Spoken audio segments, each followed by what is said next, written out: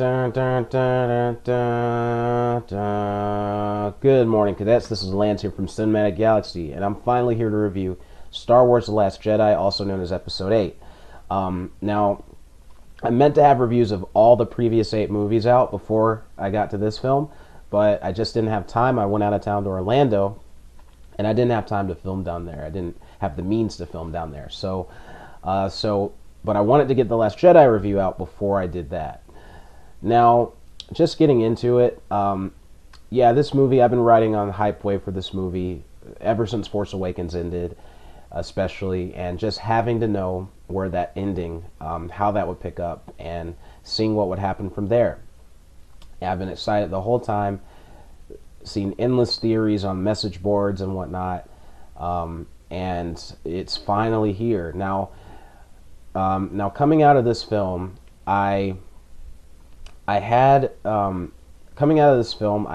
a bit of I just wasn't sure what to make of it. I was very overwhelmed. I saw it at 1:30 a.m., so that was part of it, but I was overwhelmed because what I saw was so shocking in so many ways that I just couldn't form clear thoughts. I slept on it for a few hours.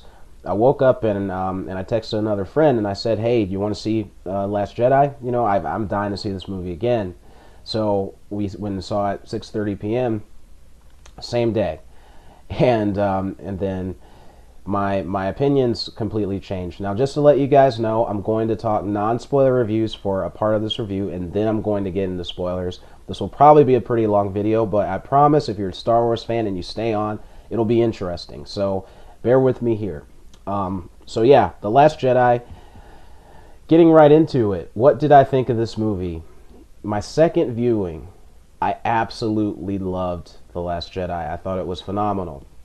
Rian Johnson brought a truly new and unique vision to it that at the same time was building off of what J.J. Abrams did with The Force Awakens. And I will honestly say, Last Jedi makes The Force Awakens a lot better for me. As somebody who really likes The Force Awakens, it's kind of fluctuated for me as far as its order, but most recently I haven't been as big a fan of it, and now this movie has me really having a new appreciation of it, because you see the arts realized in this film with the new characters, and that's what I'm going to start off with, the characters. The characters and the performances are excellent in this movie. Rey is back as Daisy Ridley is back as Rey. And in my opinion, she's better in this movie than she was in Force Awakens. She's more experienced, and it shows. Ryan managed to get the best performance out of her. Same with John Boyega as Finn. And then same with even Oscar Isaac as Poe Dameron. You get more personality from them. You see more different sides of their characters, and I love that. For me, the standout of this movie... Okay, one of the standouts of this movie. There's another one that I think you know who it is, but for me, one of the two big standouts in this film is Adam Driver as Kylo Ren. He is fantastic. He brings a Robert De Niro level of intensity to this role. No, I probably shouldn't say that because he's not Robert De Niro. He's Adam Driver. He brings an Adam Driver intensity to this role, and it's so good. And seeing where Kylo Ren goes as a character, he's so broken after his defeat at the hands of Rey, and he's humiliated. And you just see his character make choices and do things. You see him still conflicted from killing Han Solo, his father. And his character, where he goes in the film, is just so fascinating, and Adam Driver gives it all the feels and all the gravity that it needs. So there's those characters. Now, getting into the main ones. One of the other main ones, Carrie Fisher, is her final performance as Princess Leia, and she was magnificent. And no, I'm not just saying that because she's passed. The Force Awakens, as much as I liked her in that movie, her performance, you could tell she had kind of been away from acting for a while. Not so with The Last Jedi. The Last Jedi, she's right back in it. It feels like Leia Organa, but older, and she's magnificent in this film, and I'm so glad I got to see her full final performance. Okay, the main dessert here, Luke Skywalker. Mark Hamill as Luke Skywalker delivers his best performance, not just of Star Wars, his best performance of his career. This includes his voice acting and all of that. This is his best performance ever. Mark Hamill has grown so much as an actor, and my goodness is he great in this movie. And Luke, Luke is in a dark place, and you see why, and Hamill just gives it the gravitas that it needs. I'm not going to say any more until the spoiler section, so great job. Everything, the visual effects are great. The cinematography is great. Camera movement, camera techniques are fantastic. John Williams' score, he gives his best score since Revenge of the Sith, in my opinion. It's really, really, really good. And this movie just goes in unexpected directions. The story is excellent. Rian Johnson really did a great job. Getting into flaws, I really don't have any real flaws after my second viewing. The only real one now is that Phasma was underused. And a letdown again.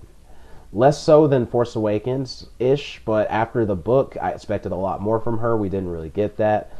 Also, some of the humor, I loved the humor on my second viewing. I really didn't have an issue with it, but it's just one of those things that people are a little divided on. It's a very different type of humor for Star Wars, but it's not a negative for me anymore. So main thing is Phasma. All in all, I think this movie is fantastic. It's actually my favorite Star Wars film now. Previously it was Rogue One, but now it's The Last Jedi. Thanks as always for watching, guys. Let me know what you think. And if you don't want to know spoilers, boom, it's going up. I'm about to get into spoilers right now. So, anyway, yeah. We pick up, so, okay, get away if you don't want to know. Right back into it. We pick up, surprisingly, like, not too surprisingly, like, we see the Resistance leaving, I think, the planet Dakar, because the First Order is coming for them after they destroyed Starkiller Base. The First Order is, like, right on their tails. I loved how the movie picked up like that. It had such a sense of urgency. The opening crawl even essentially told us the First Order is after them like dogs, you know? And that's what happens. And the space battle that ensues is so fantastic. You get a lot of Poe Dameron and BB-8 action. You get some great comedic moments as well with BB-8, and that whole sequence is just so great, in IMAX especially. Oh my word! So definitely recommend seeing this movie in IMAX. And you know, Poe Dameron does some reckless things that really wind up kind of, you know, Leia's a bit disapproving of his actions. He's reckless. And that's another thing I said in my non-spoiler part. I love how Poe Dameron, we see that he's really a hothead. He's a loose cannon. Even though he's a great guy, he's a loose cannon too. So we don't just see this golden boy. You know, and Force Awakens kind of gave us a golden boy, in my opinion. I still love this character, but he's more interesting now. But anyway, just kind of getting into the brunt of the story, the core of the story. It's really about Kylo Ren, it's really about Rey, and it's about Luke. And I would almost argue that Kylo Ren is the main character of these films, slightly more than Rey in some ways. She's the protagonist, but Kylo Ren is like the main character. And we see him meeting Snoke after his defeat by Rey. And he is humiliated. He's got his mask on. And Snoke, meanwhile, we see Snoke in the flesh finally, and he's a lot more interesting like that. And he basically sounds like every single Kylo Ren hater online, on forums and stuff. He basically tells him, "You're pathetic. You know, take that ridiculous thing off your face. You're just a Vader tryhard." That's essentially what Snoke tells Kylo Ren. So Kylo and Adam Driver's performance is so brilliant because we see Snoke tells Kylo to take off his mask, and when Kylo takes off his mask, you see I didn't see this big, like, evil, powerful guy. I saw this kid that was scared, that was humiliated, that was tortured and demoralized. And I'm ashamed to say, but I felt some sympathy for Kylo Ren in that moment. And you can tell that Han Solo's death is still with him, and that, you know, the Force Awakens novel does, you know, it basically tells you that that it was with him, and it didn't give him that sense of fulfillment that he expected to get. And you see that in Adam Driver's performance. So and Kylo gets so mad that Snoke, that he attempts to attack Snoke, and Snoke just, gets him out of there. And then when you see Kylo leave, one of my favorite moments in the film is when he's on that elevator. He's on that, I guess elevator or lift, and it's one of the shots from the trailers, but it goes on longer. He bashes that helmet against the wall and destroys it, and no more helmet. And I love that. Kylo Ren, this was essential for his character to break away from being a Vader wannabe, to become his own man. Break that helmet, show your face, inspire fear with who you are. Don't try to be your grandfather. I love that so much. So anyway, and then Snoke. Okay, I guess, yeah. So I'll probably make more videos on the characters. I think I'm planning to, so I'm not going to go over everything here, but just certain things I really loved. I guess to go back to Kylo Ren, I love that he ultimately still embraced the dark side, because there were moments where I was getting worried that they were pulling the whole redemption arc, like Luke with Vader. Rey was doing the same thing with Kylo Ren, but he didn't turn, and I love that. I love that it really differentiates him from Vader. I mean, Vader couldn't kill his own blood, so but Kylo can, and even though he didn't kill Leia, and that was a great moment, by the way, he still, he struggled, but he still ultimately chose to move away from that, to kill the past, to let it die. And that's the opposite from Vader, essentially, because Vader, when his past came back to really haunt him with Luke, he couldn't do it. So anyway, there's Kylo Ren, probably my favorite new character. Now I'm going to go to Rey. Rey, for me, was great in this movie. And there's been a lot of talk about Rey being a Mary Sue, being too perfect and all that stuff. Sure, are there points where, things work out really easily and conveniently for her? Yes, there are. But when you look at it in the context of the story they're telling, I think it's clear that the Force is an entity here that's at work.